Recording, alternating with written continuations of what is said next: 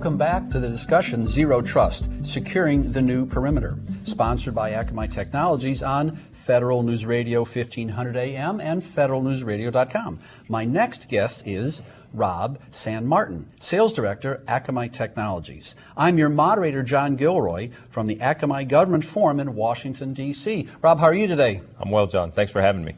Well, I think most people know that Akamai can help get your networks fast all throughout the world, but really fast is fine. What is the differentiator for Akamai when it comes to cybersecurity?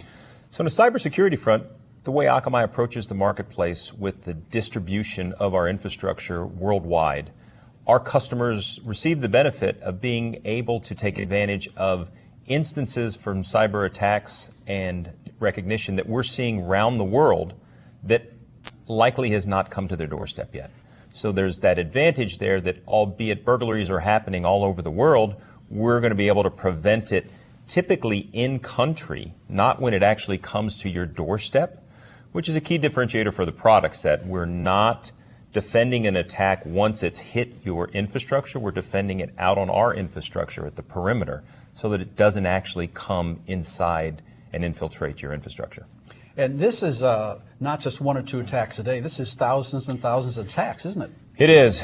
You know, most recently, the one that made the paper is there was a 1.3 terabit per second attack, which is 2.5x of anything I think the industry had seen before.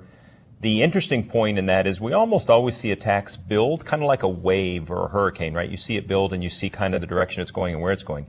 This one occurred in less than an hour, and there was no warning that it hit its peak resources and attack level. So that was significant. Well, the old concept of a zero-day attack is right out the window That's here. right. That's right. That's old school. Yeah, someone always gets that 0 day. Someone's always unfortunate. I was up for the keynote with Tom Leighton upstairs, and he had a great slide. I'm going to read the slide to you. I want you to react to the slide, you know. Identity will make or break trust in a digital ecosystem. Yes. Identity's everything today. It is everything, and that's the whole zero trust identity paradigm that's going on. That, you know, they say the perimeter is changing, but the perimeter almost doesn't exist anymore because of all the different pieces of resources that people use. But from the identity standpoint, again, following on the first question, our ability for the amount of traffic and people that we see, we're able to identify the validity of the reputation of the user. So we're constantly grading the reputation of the user as what type of activity you're doing. Is it things you should or should not be doing? And you get scored on a scale of 1 to 10, and then clients have the opportunity to deter or not deter based on that score.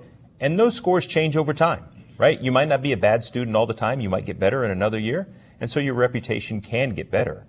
When you couple that with bot mitigation, there's good bots and there are bad bots, and then within that framework, are you a human or are you a bot?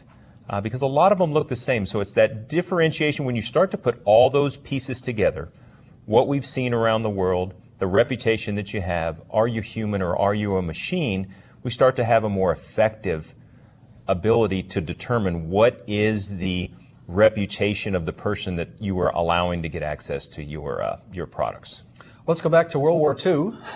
When they broke the Enigma machine, you have to go through 159 million different ciphers in order to break it. And they couldn't do that within 24 hours. They had to come up with something, the Turing machine, to do it with. But now, 159 million, that's chump change. That's nothing anymore, huh? Yeah. So the machine speed, machine learning is, the frontier that's coming into vogue right now that the government's working on adopting, because that's not their traditional motion.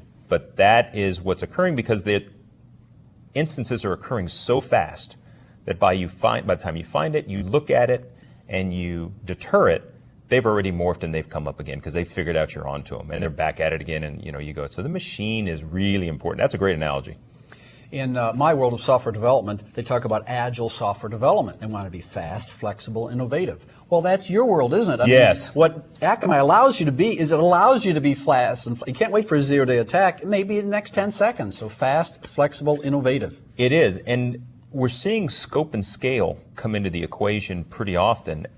What's important? Because everybody gets attacked, and they get attacked all the time. But what are the ones that I need to be paying attention to? Because I can't deter all of them. It's great that you warned me on the 45,000 things that happened this month. but what are the 15 things that I actually have to take care of?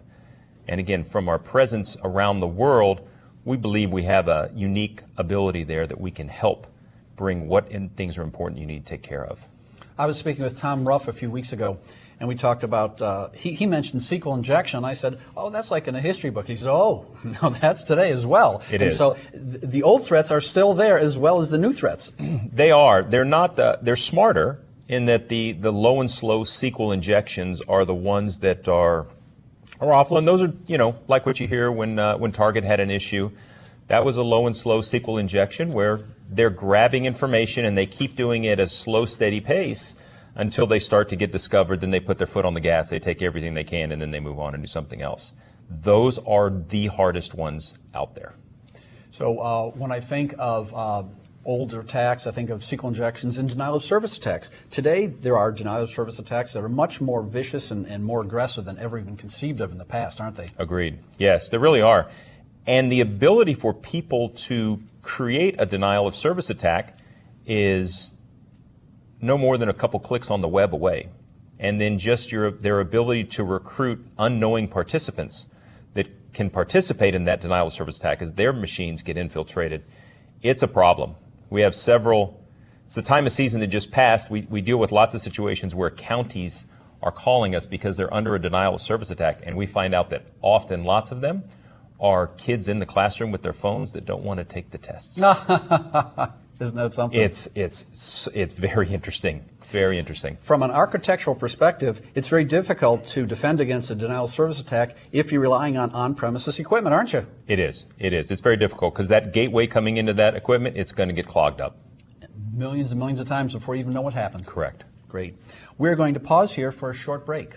I'd like to thank my guest, Rob SanMartin, Sales Director, Akamai Technologies. I'm your moderator, John Gilroy, on the discussion Zero Trust, Securing the New Perimeter, sponsored by Akamai Technologies on Federal News Radio 1500 AM and federalnewsradio.com.